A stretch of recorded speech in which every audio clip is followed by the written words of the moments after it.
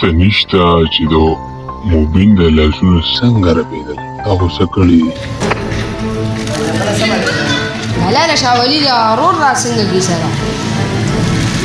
دا خو داسې کیسه ده چې کومېلې نه دی هغه له سر مات کړو جنګ دی. بس بیا په دې وجه زه ای کسانو پسې لاړم. تاڼې دې څنګه چلو؟ تاڼې باندې لدنې موزګار هغې د سلطان شاه دیندار هغه به ورسره کتلي.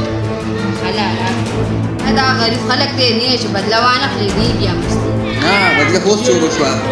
پرون خو چې ما کسان ولیدي دا ما لاس صفایي وه بدله خو به اوس اخلم اوس. بس خو دې وکړه لاله زه چې زموږ کارونه پسې ډول وه.